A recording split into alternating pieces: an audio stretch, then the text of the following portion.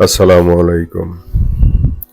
সবাইকে স্বাগত জানাচ্ছি 80-20 রুল বিষয়ে আলোচনায়। বাস্তব জীবনে সব কাজ হতে আমরা সমান রিটার্ন পাই না। সব চাকরি আমাদেরকে সমান রিটার্ন দেয় না। সব প্রজেক্ট সমান গুরুত্বপূর্ণ নয়। কোনো কোনো কাজ অধিক গুরুত্বপূর্ণ, কোনো কোনো কাজ তুলনামূলকভাবে কম গুরুত্বপূর্ণ।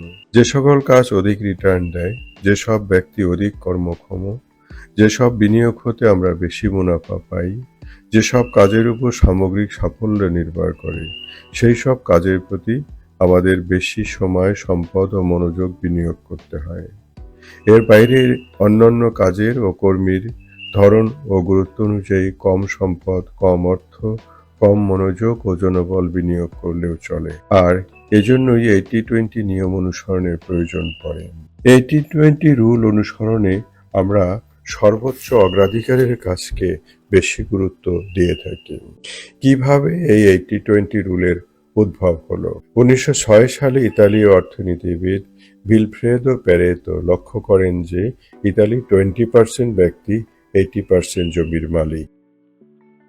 তিনি এর সূত্র ধরে কাজ করতে গিয়ে এমনভাবে অভ্যস্ত হয়ে পড়েন যে সবকিছুর মধ্যেই তিনি এই 80-20 অনুপাত লক্ষ্য করতে থাকেন। উদাহরণ হিসেবে তিনি এও লক্ষ্য করেন যে 80% সিম আসে 20% সিম গাছ থেকে।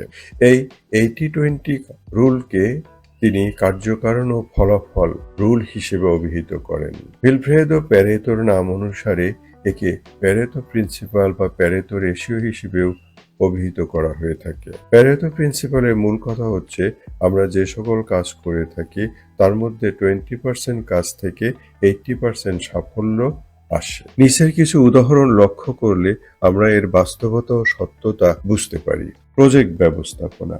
প্রজেক্ট ব্যবস্থাপনার ক্ষেত্রে 80% সমস্যার উদ্ভব হয় 20% প্রজেক্ট সংক্রান্ত কাজ থেকে। আবার 20% কাজের থেকেই প্রজেক্টের 80% সাফল্য আসে। ভিন্নভাবে বলা যায় 20% কাজের উপর প্রজেক্টের 80% সাফল্য নির্ভর করে।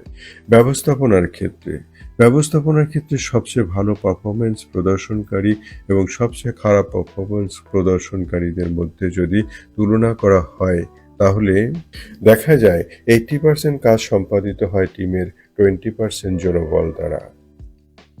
অর্থাৎ ব্যবস্থাপনার ক্ষেত্রে 20% জনবল 80% কাজ সম্পাদন করে এবং প্রতিষ্ঠানকে লাভবান পর্যায়ে নিয়ে যায়। প্রযুক্তির ক্ষেত্রে 20% ক্ষতিকর সফটওয়্যার দ্বারা 80% সফটওয়্যারের সমস্যার সৃষ্টি হয়।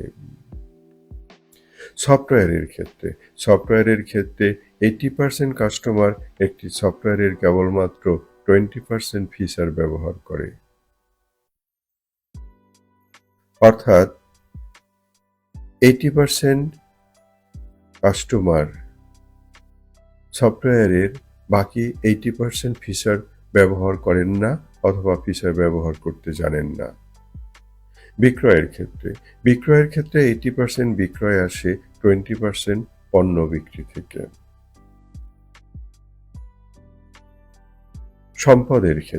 সম্পদ ব্যবস্থাপনার ক্ষেত্রে 20% মানুষ 80% সম্পদের মালিক। এই আলোচনা থেকে আমরা কি বুঝতে পারি? এই আলোচনা থেকে আমরা বুঝতে পারি যে আমাদেরকে সেই সমস্ত কাজ, সেই সমস্ত বিষয়, সেই সমস্ত বিনিয়োগ, সেই সমস্ত ব্যক্তির উপরে গুরুত্ব আরোপ করতে হবে যারা আমাদেরকে 80% রিটার্ন দিতে সক্ষম। যে বিনিয়োগ থেকে আমরা 80% রিটার্ন পেতে পারি, যে ব্যক্তির কাছ থেকে আমরা 80% কাজ পেতে পারি, এই সমস্ত ব্যক্তি এবং বিনিয়োগের প্রতি আমাদেরকে গুরুত্ব আরোপ করতে হবে। ব্যক্তিগত ব্যবস্থাপনার ক্ষেত্রেও এই 80-20 রুল বিশেষভাবে গুরুত্বপূর্ণ। কারণ আমাদেরকে বুঝতে হবে কোন কাজ, কোন জনবল এবং কোন সম্পদ আমাদেরকে এই 80% রিটার্ন দিতে পারে। যদি আমরা আমাদের বিনিয়োগের ক্ষেত্রে, কাজের ক্ষেত্রে এই 80-20 রুল সঠিকভাবে অনুসরণ করতে পারি তাহলে আমরা সর্বোচ্চ পরিমাণ লাভজনক পর্যায়ে অবস্থান করতে পারি। বিশ্বব্যাপী বিস্তৃত ও সুপরিচিত মানব সম্পদ গবেষণা প্রতিষ্ঠান রবার্ট হাপ ইন্টারন্যাশনালের এক গবেষণায় দেখা গেছে, কর্মচারীরা গড়ে তাদের 50% সময় তাদের কাজের সাথে সম্পর্কিত নয় এমন সব কাজে ব্যয় করে থাকে। অর্থাৎ আমরা যদি কর্মচারীদের 50% সময় থেকে সময় বাঁচিয়ে তাদেরকে প্রতিষ্ঠানের কাজ করতে উদ্বুদ্ধ করতে পারি, সেক্ষেত্রে আমাদের প্রফিট আরো ম্যাক্সিমাইজ করার সুযোগ থাকে। ব্যক্তিগত জীবনে বিশেষভাবে একটি বিষয় গুরুত্বপূর্ণ, তা হচ্ছে আমরা কোন কাজটা থেকে 80% ফলাফল পেতে পারি তা পর্যালোচনা করে, তা গবেষণা করে আমাদেরকে সিদ্ধান্ত নিতে হবে যে সেই কাজের প্রতি আমরা কিভাবে বিনিয়োগ করব, সেই কাজে আমরা কিভাবে সেই কাজকে আমাদের জন্য সর্বোচ্চ পরিমাণ প্রফিটেবল করে গড়ে তোলার প্রয়োজনীয় ব্যবস্থা নেব। আপনার যে কাজ থেকে কেবলমাত্র 20% রিটার্ন পাওয়ার সম্ভাবনা আছে, সেখানেই যদি আপনি 80% সময় বিনিয়োগ করেন, সেক্ষেত্রে আপনার প্রতিষ্ঠানে লাল বাতি জ্বলা ছাড়া বিকল্প কোনো কিছু থাকবে না।